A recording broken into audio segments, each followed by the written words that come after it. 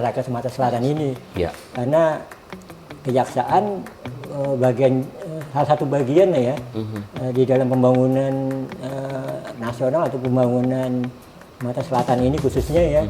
Karena kontribusi kejaksaan di bidang penegakan hukum. Jadi kalau kita bekerja bukan membangun ya, tapi kita bekerja dalam penegakan hukum. Jadi kalau ada pembangunan strategis nasional atau pembangunan strategis daerah di sini, nah itu kejaksaan turut membackup pelaksanaan pembangunan itu, membackup dalam pengertian supaya pembangunan strategi nasional maupun pembangunan strategi daerah ya, itu bisa tercapai tepat waktu ya, tepat sasaran dan tepat manfaatnya untuk masyarakat itu. Nah, inilah yang kita selalu ikut bersama-sama pemerintah provinsi atau kota ya untuk terselenggaranya dengan baik pembangunan ini gitu. Bersinergi bersama ya Pak ya. Iya, sama-sama. Karena tidak hanya kejaksaan ya, ada kepolisian, ada stakeholder yang lain ya yang sama-sama membangun atau mengkontribusi lah. Ya.